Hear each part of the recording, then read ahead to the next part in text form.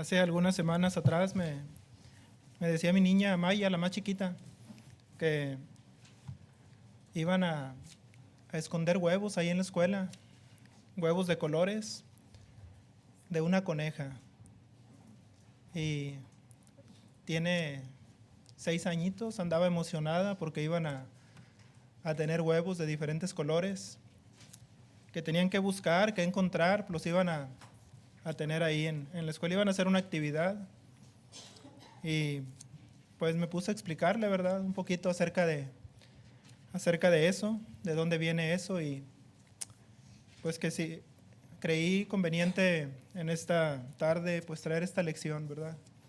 Acerca de la Pascua, entendiendo el significado de la Pascua. Le llamaba huevos de Pascua, me decía. ¿Cómo huevos de Pascua? Es que así se llaman, huevos de Pascua. Ella explicándome a mí, ¿verdad? Cómo era, cómo se llamaba.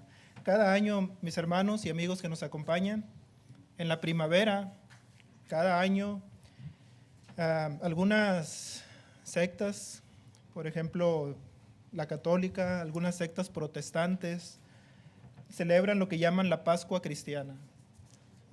Y así le llaman la Pascua cristiana. Es el domingo de Pascua. Y es una celebración que cambia, que varía de año en año en cuanto a la fecha. Y el domingo de Pascua, la celebridad cristiana que celebra la muerte de Cristo, cae este año, el 20 de abril, casi un mes después que el año pasado, que fue el 31 de marzo. Y esa definición, ¿verdad?, la obtuve de ahí del internet. Este año se va a celebrar el 20 de abril, se celebró el pasado 20 de abril, casi un mes después que el 2024. Pero la Pascua cristiana, ¿verdad?, como le llaman, ¿tiene alguna autoridad bíblica? ¿Tiene algún respaldo divino? Y la respuesta automática, mis hermanos, es no. No tiene ningún respaldo, no tiene ningún fundamento que podemos encontrar en las Sagradas Escrituras. Es simple y sencillamente una tradición más de los seres humanos, es una tradición humana.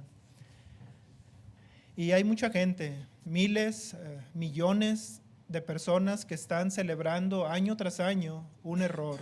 Están celebrando algo que Dios no les manda que celebren. Y lo están haciendo, algunos de ellos de la mejor actitud, con la mejor voluntad, pero sin lugar a dudas pues están equivocados. El Nuevo Testamento no nos habla nada acerca de la llamada Pascua cristiana. Y como dijera el apóstol Pedro ahí en la primera de Pedro, capítulo 4, versículo 11, que si alguno hable conforme a las palabras de Dios. Lo que dice la Escritura. Si alguno ministre conforme al poder que Dios da, para que en todo sea Dios glorificado por Jesucristo. Y estas personas no están hablando conforme a la palabra de Dios.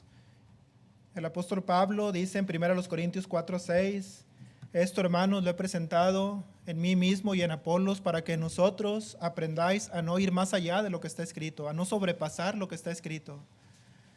Dice la Escritura, no sea que por causa de nosotros os envanezcáis unos contra otros. Las denominaciones, mis hermanos, confunden las cosas. Las denominaciones, el mundo religioso mezcla, hace una mezcolanza, un revoltijo. Mezclan mandamientos del Antiguo Testamento con mandamientos del Nuevo. Y esto causa tanta confusión, tantas falsas doctrinas que van surgiendo en el mundo, porque le dan interpretaciones diferentes a la interpretación que Dios quiere que tengamos, que Dios quiere que todos entendamos. Por ejemplo, ¿por qué se usa en las reuniones de la Iglesia Católica, en la misa, el incienso? Bueno, pues es que en el Antiguo Testamento, ¿verdad?, se habló, Dios habló por medio de Moisés, que el pueblo ahí en el templo quemasen incienso y ellos lo practican, queman varitas de incienso y pues los feligreses creen que están bien, creen que es mandamiento para hoy. ¿Por qué tocan música instrumental muchos grupos religiosos? Bueno, porque creen que esa es la voluntad de Dios. Y porque dicen a Dios le va a agradar más porque se oye más bonito, se oye más hermoso. Y eso sin lugar a dudas va a atraer a más personas y va a hacer que la obra de Dios crezca, y meten música instrumental cuando Dios en el Nuevo Testamento no autoriza los instrumentos musicales. El pago del diezmo es otra cosa que dicen: el 10% de todo lo que ganes es del Señor. Y cuidado con que no lo des, porque estás robando a Dios. Hermano, hermana, estás robando a Dios si no tú das el diezmo, si tú te quedas con el diezmo. Eso dice Malaquías allá en el capítulo tal y tal y tal y tal. Pero Malaquías está en el Antiguo Testamento. Estaban bajo la antigua ley, el antiguo pacto, y tenía su propósito, y era para ciertas personas, para cierta tribu, ese mandamiento. Ahorita ya no están esas tribus entre nosotros. Ya no tenemos levitas entre nosotros, ya no estamos bajo el sacerdocio levítico. Ahora estamos en la era cristiana, en el nuevo pacto. Pero ellos dicen: esto me conviene, y vamos a traerlo y vamos a trasladarlo al Nuevo Testamento. No aceptan que la ley de Moisés ya pasó y estamos bajo el nuevo pacto. Hebreos 8, versículo 13, dice la Escritura: al decir nuevo pacto, ha dado por viejo al primero, y lo que se da por viejo y se envejece está próximo a desaparecer. Y eso es, hermano y hermana, precisamente lo que sucedió. Poco tiempo después de ser escrito esto, el templo de Dios fue destruido por mano de los romanos, y se acabó aquel culto, se acabó aquel sistema de culto que tenían ellos. Entonces, mis hermanos, volviendo al tema de nosotros, ¿en qué aspecto confunden la Pascua judía?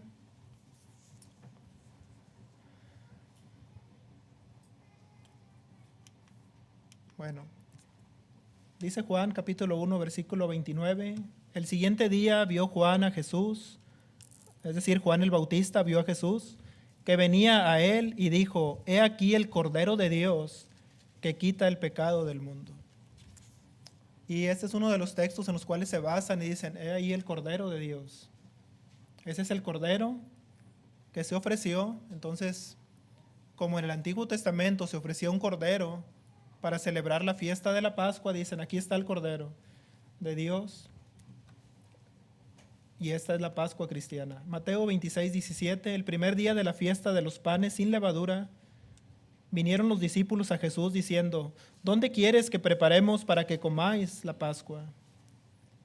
¿Dónde quieres que preparemos la Pascua?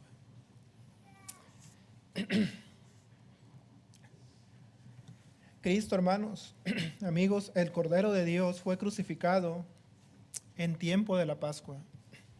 Sabemos que cuando Cristo tuvo su ministerio aquí en la tierra, fueron 3 ocasiones que celebró la Pascua. Y esta tercera ocasión, de la cual está hablando aquí Mateo, le preguntan los discípulos: ¿dónde quieres que celebremos la Pascua? Y ahí, por esta razón, muchas personas hacen una conexión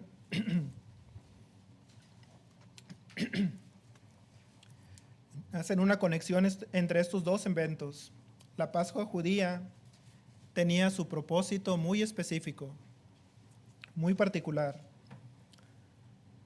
y era muy diferente a la muerte de Cristo. No tenía nada que ver con la muerte de Cristo, con la resurrección de Cristo. Pero muchas veces la ignorancia, la falta de conocimiento, de haber leído la Escritura y de haber leído el Antiguo Testamento también, no permite que se den cuenta de la diferencia que hay entre una cosa y otra. En ningún momento nos dice la Escritura que la iglesia primitiva en el primer siglo haya celebrado la Pascua cristiana que hoy se conoce, haya celebrado la resurrección de Cristo, ¿verdad? ¿Qué es lo que celebraban cada primer día de la semana? Lo que celebramos nosotros, lo que recordamos nosotros, el memorial de la muerte de Cristo. Eso es lo que recordaban, y eso es lo que a través de todas las edades ha pasado. ¿Qué representa esta fiesta para los judíos?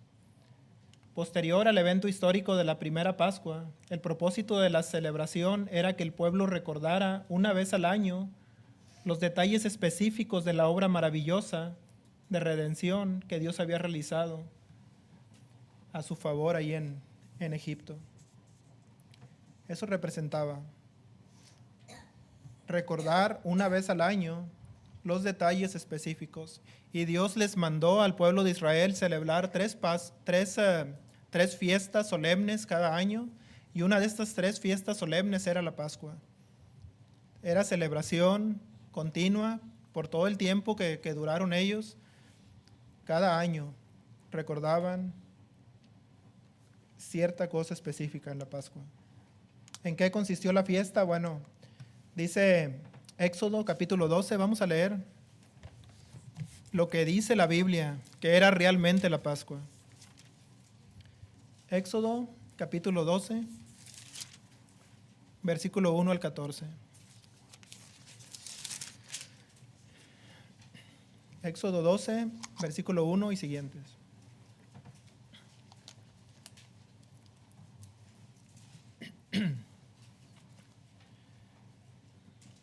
Habló Jehová a Moisés y Aarón en la tierra de Egipto, diciendo: Este mes os será principio de los meses para vosotros, será este el primero en los meses del año.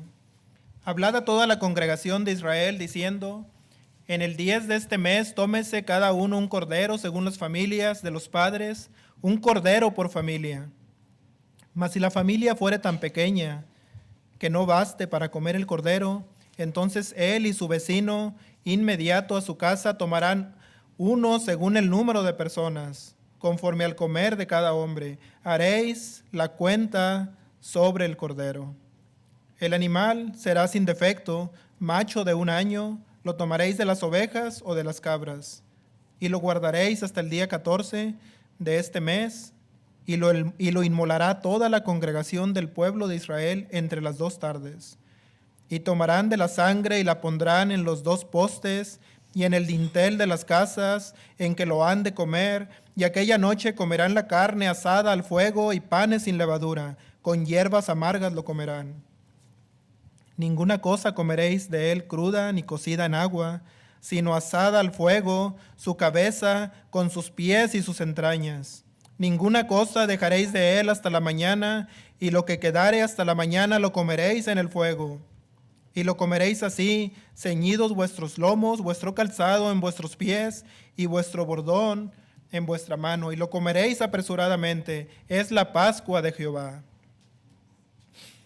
Dice el versículo 12: Pues yo pasaré aquella noche por la tierra de Egipto, y heriré a todo primogénito en la tierra de Egipto, así de los hombres como de las bestias, y ejecutaré mis juicios en todos los dioses de Egipto, yo Jehová. Y la sangre os será por señal en las casas donde vosotros estéis, y veré la sangre, y pasaré de vosotros, y no habrá en vosotros plaga de mortandad, cuando hiera la tierra de Egipto. Y este día os será en memoria, y lo celebraréis como fiesta solemne para Jehová durante vuestras generaciones. Por estatuto perpetuo lo celebraréis. En este día, amados hermanos, amigos que nos acompañan, Dios libró, Dios sacó con mano fuerte, con mano poderosa a Israel de la tierra de Egipto, de la tierra de servidumbre. Recordamos cómo iba Moisés y Aarón ante el faraón y le decían: deja ir a mi pueblo para que me sirva en el desierto. Y faraón obstinado decía: no los voy a dejar ir. Y venía una plaga y venía otra plaga, y aquel hombre no quería dejar ir al pueblo. Vinieron así las moscas, el agua convertida en sangre, vino el granizo, vinieron todas y cada una de las plagas. Y en un momento decía que sí, cuando la plaga se iba, oraba Moisés a Dios, quitaba la plaga, y decía Faraón: entonces no, ya se acabó el problema, ya no va nadie, ya no los dejo ir. Y estaba obstinado y no quería dejar ir al pueblo para servir a Dios en el desierto. ¿Y qué pasó? que dijo Dios, después de esto que voy a hacer, Faraón los va a dejar ir. Todo primogénito del pueblo de Egipto va a morir, porque voy a enviar a mi ángel, y mi ángel va a matar a todo primogénito, todo primer nacido, varón, en cada familia tuvo luto en ese tiempo. Solamente en el pueblo de Israel nadie murió, porque con la sangre de ese cordero mancharon los dinteles, los marcos de las puertas, y cuando el ángel pasaba, veía la marca de la sangre y pasaba sobre esa casa, y no entraba y no hería al primogénito de los israelitas. Y llegaba a otra casa y miraba la sangre y decía, aquí tampoco voy a entrar. Y todas las casas de los hijos de Israel tenían la sangre en los dinteles de las puertas. Y el ángel pasaba y no hirió a ninguno del pueblo de Israel. Y eso era, mis hermanos, lo que ellos recordaban cada año, cómo Dios les había salvado con mano poderosa de los egipcios. Después de esto, Faraón los deja ir, váyanse ya. Y sale el pueblo apresuradamente. ¿Qué significa, hermanos, la palabra Easter? Porque hoy se le llama Easter, ¿verdad? Bueno, muchos hispanos que residen en países de habla inglesa creen que Easter significa Pascua. Pero no es así. La palabra Pascua es en inglés Passover o pasar por encima. Es la traducción de Passover, pasar por encima, pasar sobre, Passover.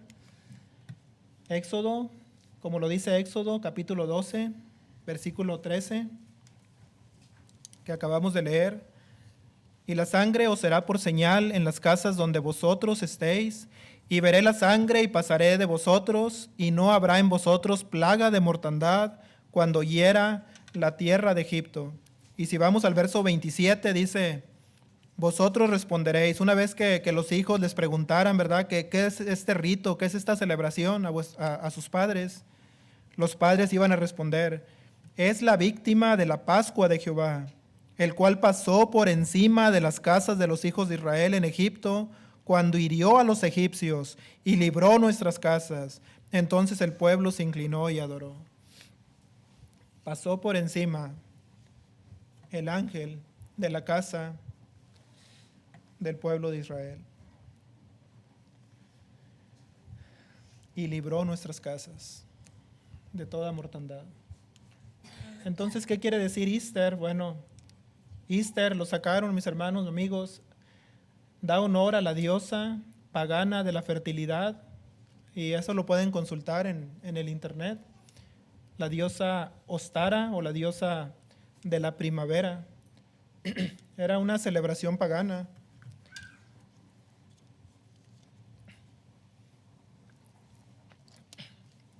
Se dice que fue muy querida por los antiguos alemanes, los antiguos teutones.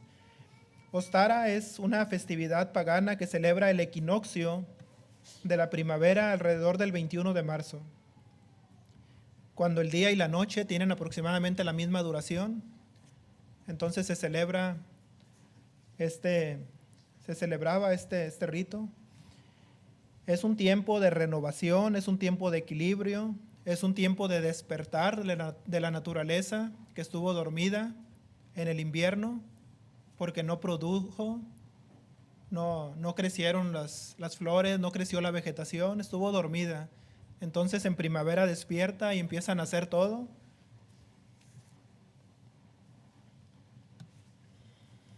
Y se celebra con rituales y actividades como plantar semillas, decorar huevos, conectarse con la naturaleza, y por eso ahí en los parques, por eso ahí en los jardines van y esconden los huevos. Es costumbre celebrar este día con el intercambio de huevos coloridos. El huevo representa, hermanos, el comienzo de la vida. Pero un huevo de una coneja, ¿qué representa eso? Las conejas no ponen huevos, para empezar.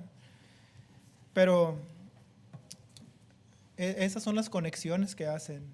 Empieza la vida, renace la vida. De haber estado dormida en el invierno, ahora está renaciendo en la primavera. Y el huevo es escogido porque de ahí nace la vida animal, de muchos animales.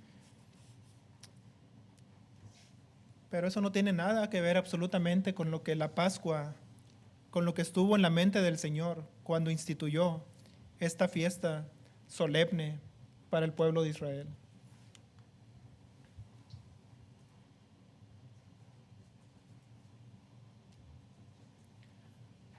¿Y la coneja qué representa?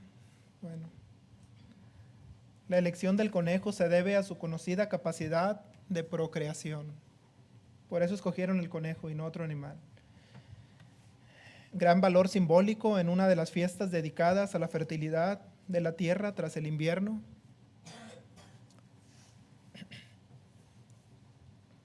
Ya en el siglo VIII aproximadamente se dice que ya se había transmitido dicho nombre a la fiesta cristiana que designa la resurrección de Jesucristo.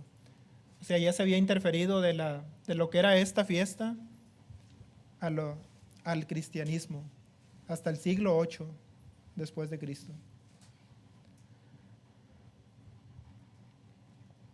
¿Qué dice 1 Corintios 5, hermanos? Porque miren, este es el pasaje más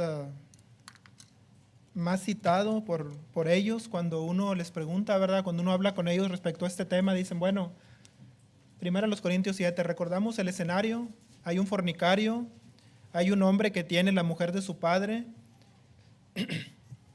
ahí en la iglesia, y el apóstol Pablo les reprende y les dice, ya debieron de haberlo sacado desde cuándo, porque esta persona está en pecado, está viviendo en pecado, no está arrepentido, está viviendo continuamente en eso.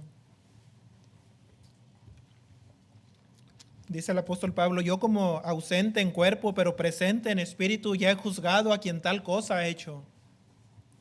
Reunidos vosotros y mi espíritu con ustedes, el tal se ha entregado a Satanás para la destrucción de su carne, a fin de que su espíritu sea salvo en el día del Señor. Y eso es lo que está pasando ahí en la iglesia en Corinto.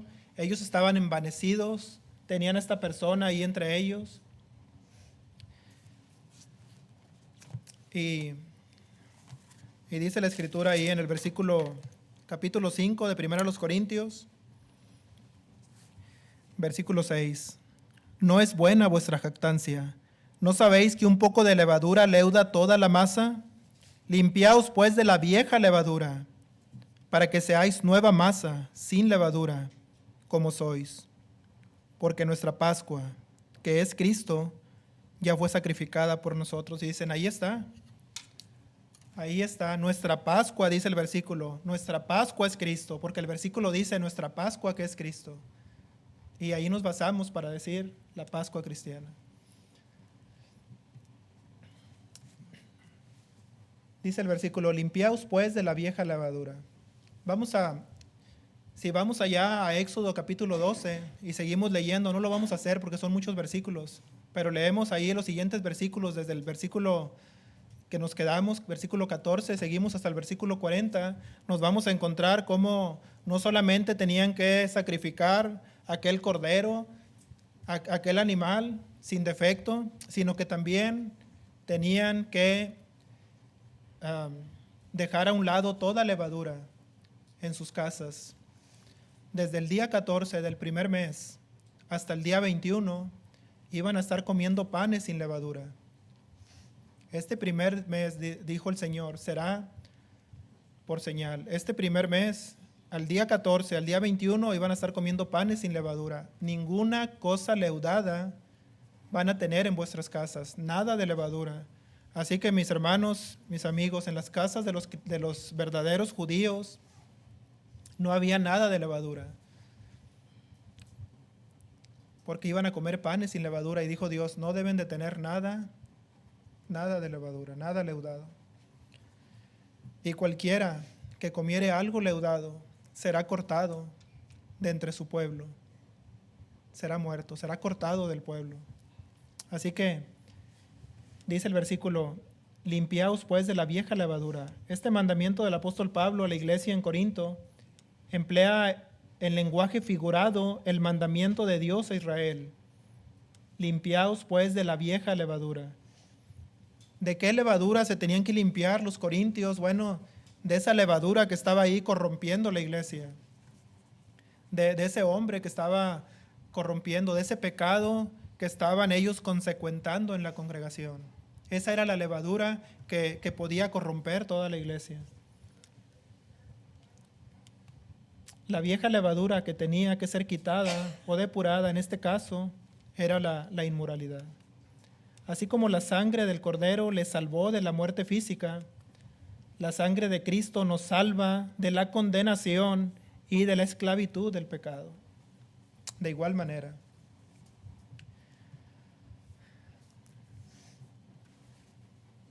si dejaban, hermanos, en comunión a este hermano, afectaría para mal toda la congregación. Y a eso se está refiriendo cuando habla de la levadura. Entonces, cuando habla de Cristo, aquí el versículo, dice, limpiaos pues de la vieja levadura para que seáis masa nueva, sin levadura. Lo que está haciendo el apóstol Pablo es una comparación entre la fiesta judía de la Pascua y está haciendo una analogía con lo que estaba pasando ahí. Y está diciendo, como aquí en la fiesta judía no debía haber nada leudado, no debía haber levadura, en la iglesia no debe de haber levadura. Porque cuando se sacrificaba el cordero, nada leudado debía haber. Y les dice el apóstol Pablo, porque Cristo, que es el Cordero de Dios, ya fue sacrificado. Vuestra Pascua, que es Cristo, ya fue sacrificada por nosotros. ¿Sí me explico, hermanos? Ya era lo que estaba pasando. Cristo ya había sido sacrificado y todavía había levadura entre ellos, cosa que no debería de haber. Había pecado entre ellos, cuando Cristo ya se había ofrecido por los pecados.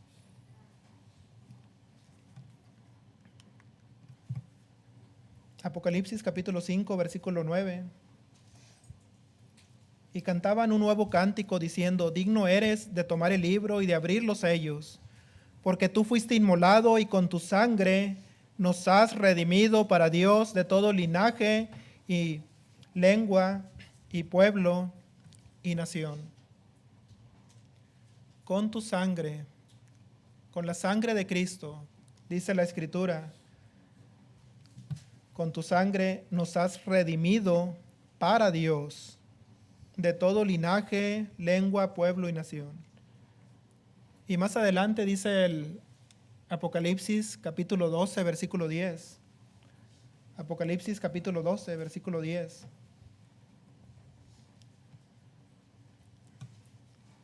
Entonces oí una gran voz en el cielo que decía, ahora ha venido la salvación, el poder y el reino de nuestro Dios y la autoridad de su Cristo, porque ha sido lanzado fuera el acusador de nuestros hermanos, el que los acusaba delante de nuestro Dios día y noche. Y ellos le han vencido por medio de la sangre del Cordero y de la palabra del testimonio de ellos, y menospreciaron sus vidas hasta la muerte. La sangre, hermanos, de Cristo tiene poder para limpiarnos, tiene poder para librarnos de la condenación eterna. Cristo es nuestra Pascua en figura. Cristo es nuestra Pascua figuradamente. No realmente, comparándolo en ese aspecto.